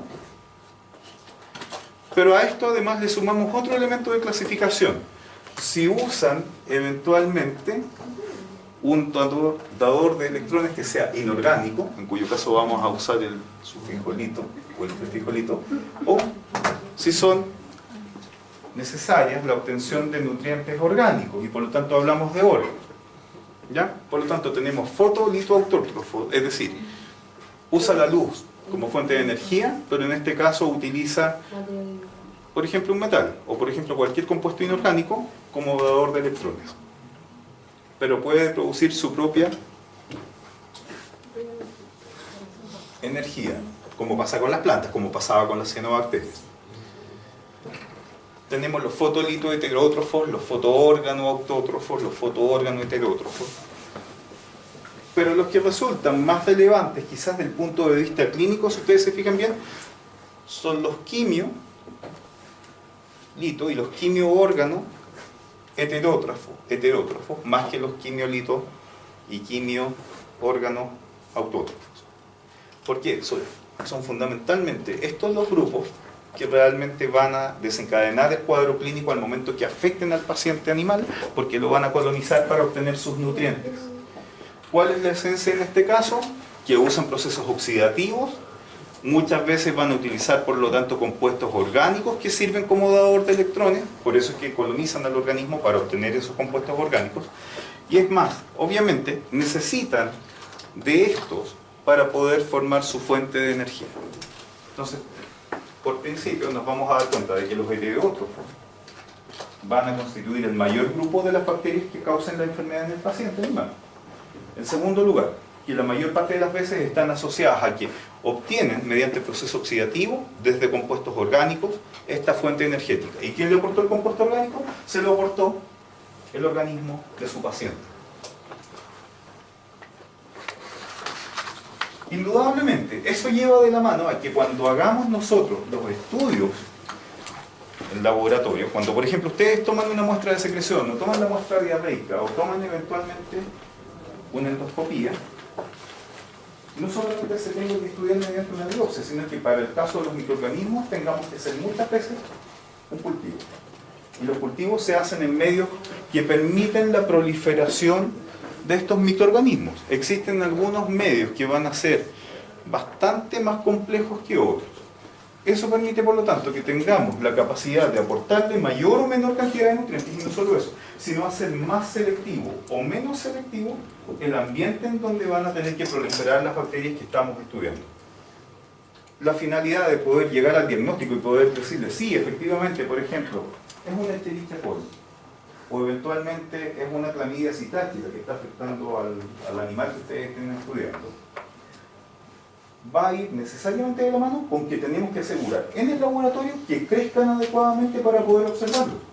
No basta con que hagan la siembra en una placa de cultivo, no basta con que pongan muchas veces el frotis en la placa de portosquietos que después la teñimos con grama, sino que necesitamos indudablemente también asegurar luego que puedan crecer. Por lo mismo, el medio que proporciona la placa de cultivo debe tener nutrientes para que puedan proliferar.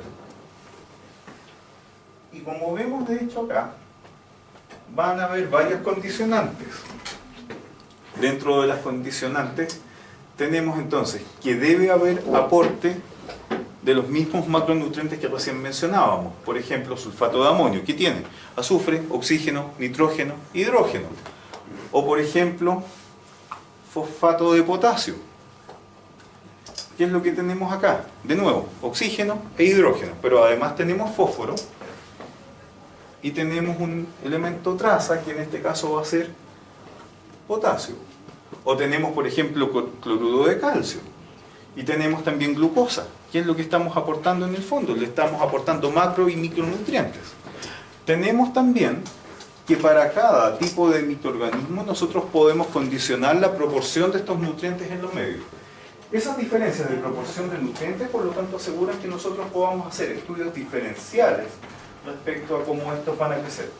La mayor parte de las veces, cuando queremos observar las colonias, ver las características de estas, poder luego revisar si efectivamente son cocáceas, si son bacilos, si tienen forma de racimo, si tienen forma de cadena, o están agrupadas pero sin una interdependencia íntima.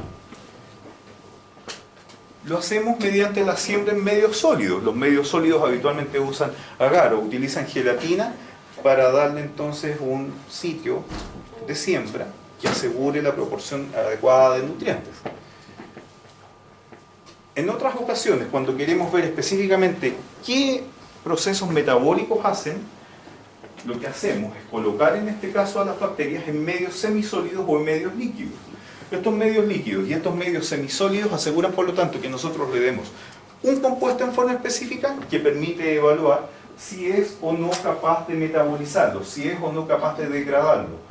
Por ejemplo, cuando se hace un test de ureasa para determinar el Helicobacter pylori, lo que se hace es colocarla en un medio rico en urea, que va a estar además acoplado a un indicador que va a variar de color, y eso asegura, por lo tanto, que producto de la degradación de la urea, si es que la bacteria, el Helicobacter pylori, tiene ureasa, se produzca también un cambio de color del compuesto que nos sirve como indicador. Eso nos va a decir, por lo tanto, que sí, esa bacteria puede metabolizar el compuesto que le pusimos en el medio. Esta caracterización bioquímica, aunque se ha ido gradualmente reemplazando con las pruebas de biología molecular, todavía se sigue haciendo. ¿Y qué permite hacer? Justamente caracterizar la bacteria que ustedes están sospechando de causa la enfermedad del paciente que ustedes van a ver. Ustedes ven los síntomas y los signos, pero finalmente en el laboratorio nosotros confirmamos quién fue el agente causal. Indudablemente, tenemos que considerar lo siguiente. Hay microorganismos en todos los ambientes, y lo decíamos justamente la semana antepasada, y lo tienen que comprobar con lo que ustedes van a hacer en parte en el laboratorio de hoy, donde van a sembrar muestras de distintas superficies, incluyendo sus manos, incluyendo teléfono, incluyendo placas bacterianas y tal, si lo quieren hacer, cuando tengan que hacer el laboratorio de hoy martes. ¿Por qué? Porque hay microorganismos en todos los ambientes. Incluso flotando en el aire también hay esporas bacterianas en este momento, hay esporas de hongos también. ¿Y cuál es el problema? El problema está en que cuando hacemos la siembra podría haber contaminación con esos microorganismos que estén en las otras superficies y por lo tanto podemos llevar a un error diagnóstico finalmente el informe. Y a ustedes les llega mal ese informe y ustedes aplican un tratamiento que no debieron aplicar. Y el animal se les muere o se les agrava. De ahí la importancia de que al momento de hacer la siembra, nosotros hagamos un proceso totalmente aséptico, en donde el asa que ustedes están viendo acá, que es normalmente un asa que se usa en recolección de muestra de orina, pero también para hacer siembra sobre placa, se tiene que calentar a la llama. ¿Para qué? Para poder asegurar que ningún microorganismo que no sea el que ustedes van a tomar en la siembra, contamine, en este caso, el asa. Luego, la placa, donde van a tener entonces los nutrientes, habitualmente las placas de agar o de gelatina en estado sólido, se va a tener que colocar en posición invertida, con el agar hacia arriba mirando. Para poder hacer la siembra, antes de hacer la siembra tienen que recordar rotularla para poder saber de qué paciente es la muestra. Eso siempre es obligatorio que se haga. Así hagan ustedes o la haga un tecnólogo médico, esta muestra y este análisis tiene que ser rotulado porque si no nos podemos equivocar también en el informe. Y esto va a llevar de la mano aquí, por lo tanto, junto con el rótulo, tengamos que asegurar también, obviamente, no solo que es la muestra del animal, sino también que no se contamine. ¿Cómo lo aseguramos? La placa siempre va a estar boca abajo. Normalmente la placa viene tapada. La tapa, que es de mayor diámetro, va a quedar entonces invertida y la parte de la agar va a quedar mirando hacia arriba. ¿Para qué es esto? Para que cuando haya que abrir la placa, reciba la menor cantidad de contaminantes del aire. Porque con una mano, con la mano que es menos hábil en el caso de ustedes, van a tomar la placa, y con la otra, que es la que mueve más, la que usan para escribir, van a tener que tomar el asa y luego van a tener que, una vez que recolecten la muestra, sembrarla sobre esta asa. La siembra sobre la placa se hace, como ustedes ven acá, en distintas formas. La primera etapa implica un movimiento ondulante en forma de serpiente, y luego, a partir de esta primera siembra, que habitualmente se hace en un extremo, después se hace por arrastre, y luego de esta segunda se va arrastrando hacia el resto de la placa. Esto asegura, por lo tanto, que quede prácticamente toda la superficie de la placa completamente cubierta. Luego, también boca abajo, normalmente se sella la placa, después de taparla, y se lleva a una estufa que va a estar a 37 grados de temperatura. ¿Por qué esa temperatura? Porque la temperatura corporal.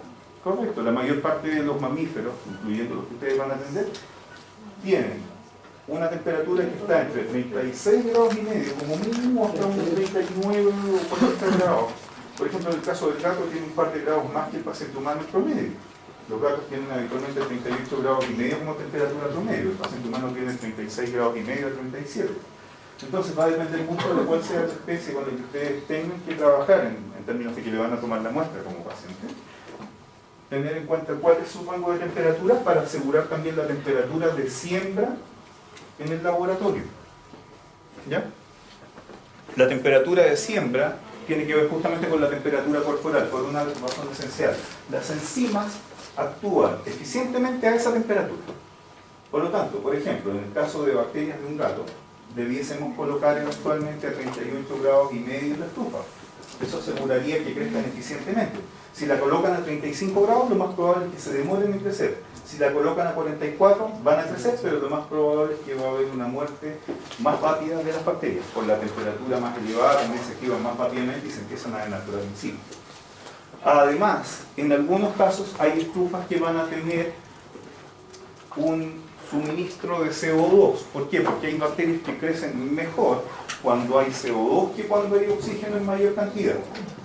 Y eso asegura, por lo tanto, que tengan una mayor fase de crecimiento cuando se tenga que hacer el proceso de siembra. En lo general, hay que recordar entonces que cuando tengan que hacer el estudio de la muestra, y cuando obviamente tenemos que entender por qué está causando el curso de enfermedad a un animal, lo que están haciendo en el fondo las bacterias es simplemente obtener nutrientes que le van a aportar energía y a través de procesos catabólicos degradarlos, convertirlos por lo tanto en sus unidades esenciales. Por ejemplo, una proteína es degradada a aminoácidos. Por ejemplo, una cadena fosfolipídica se degrada en ácidos carboxílicos de cadenas largas o cortas, que tengan o no tengan insaturaciones, van a ser las moléculas que vamos a usar. En el caso del ADN se fragmenta a nucleótidos y por lo tanto vamos a ir gradualmente fragmentándolas, pero también liberando los compuestos que conforman a esas unidades. Por ejemplo, en el caso de un aminoácido, ¿qué vamos a obtener? Agua, grupos amino y dióxido de carbono. Lo importante de esto es que ello va a permitir entonces que ahora, en esta fase de degradación de los nutrientes, sean utilizados eficientemente por el organismo bacteriano y por lo tanto puedan construir ahora energía en la forma de ATP, pero también puedan, mediante procesos de construcción o anabólicos, formar sus propias macromoléculas. Por lo tanto, el proceso es bastante largo. Fragmentamos los lípidos, las proteínas, los carbohidratos que nos aporta, por ejemplo, un trozo de carne, se sacan los nucleótidos, se sacan los aminoácidos, se sacan los lípidos, se sacan los monosacáridos, y nuestras células los utilizan para formar sus propios carbohidratos complejos, sus propios fosfolípidos, sus propios ácidos nucleicos, sus propias proteínas. En el caso de la bacteria ocurre exactamente lo mismo. También pasa por los mismos procesos.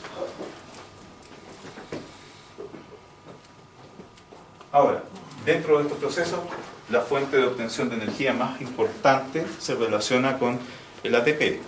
El ATP va a tener en su particularidad la capacidad de degradarse, liberando fósforo o fosfato inorgánico y liberando una molécula que se llama adenosindifosfato, el ADP, y junto con ello se libera también energía. ¿En qué usamos el ATP? Por ejemplo, en los procesos de contracción muscular. Por ejemplo, en lo que es apertura o cierre de canales iónicos para neurotransmisión. En apertura y cierre de canales iónicos para intercambio de nutrientes, particularmente de iones, a nivel de tracto digestivo. En lo que son los procesos de reabsorción desde el filtrado glomerular en el riñón, cuando estamos concentrando la orina. Y por lo tanto, va a tener relevancia fundamental en muchos de los procesos que hacen los distintos tejidos u órganos. Por lo general, la formación de ATP va a ir siempre de la mano con que van a haber algunos procesos relacionados a este proceso de formación. ¿Cómo? O por adición simple. Es decir, vamos a tener energía que va a ser utilizada para acoplarle un fosfato a la ADP, al adenosindifosfato, y en este caso se va a formar un enlace de alta energía mediante un proceso de fosforilación. Eso hace, por lo tanto, que ADP y fosfato libre terminen en la formación de adenosintrifosfato. Otra forma es a través de la fosforilación de sustratos. ¿Qué va a pasar en este caso? Hay un intermediario que va a aportar energía en una alta cantidad. Por ejemplo, la glucosa, cuando lo usamos en el ciclo de Krebs, en cuyo caso va a haber una transformación en compuestos, particularmente el fosfoenolpiruvato, que aporta uno de los fosfatos que luego forma parte del ATP. Cuando la glucosa la transformamos en este compuesto, en fosfoenolpiruvato en el ciclo de Krebs, y le acoplamos entonces el adenosindifosfato, podemos tener entonces también la formación de ATP. Lo otro que puede haber como proceso de obtención de fuentes de ATP como energía va a ser el proceso de fosforilación oxidativa. ¿Qué es lo que va a pasar en este caso? Usamos una enzima que se llama ATPasa. Esta enzima, que está acoplada habitualmente en membrana dentro de las mitocondrias, permite que ocurra un proceso entonces también de formación adecuada de las moléculas de ATP. La fuente primaria de donde obtenemos entonces los nutrientes para formar el ATP como fuente energética fundamental suele ser la glucosa. Las mismas bacterias también utilizan glucosa. La glucosa se puede almacenar.